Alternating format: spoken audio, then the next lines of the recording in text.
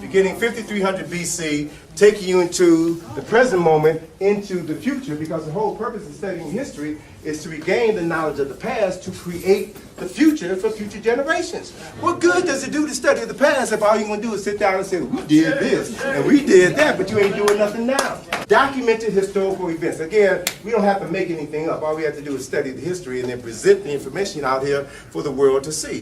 Here we have Imhotep, the world's first physician, not Hippocrates, but Imhotep. If you knew African history, you know that in the Hippocratic Oath, I swear by Asclepius and Apollo, the god of medicine. Asclepius is the Greek name for Imhotep, right? So the Greeks acknowledged Africans as the father of medicine, right? So it's about knowing ourselves. Hey, right now, we take people to Egypt every year and show them African history. It ain't like going to Israel. This is where they say they did this. This is where they think they did so-and-so. They can't prove nothing in Israel.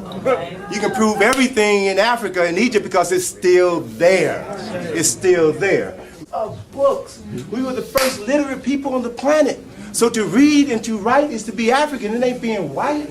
Right? Folk got it twisted.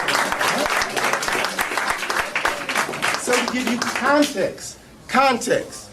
Right here, 832 is when Homer, the first European, wrote the Iliad and the Odyssey. This is the beginning of European literature right here, 832, thousands of years after.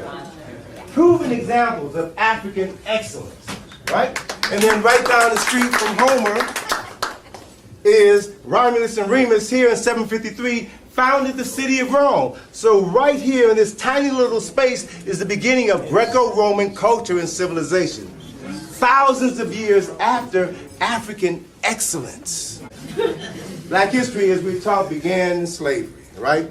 So this little area here in blue, from 1444 to 1888, is the period of the European enslavement of African people. This is black history. I want to talk about 400 years of slavery.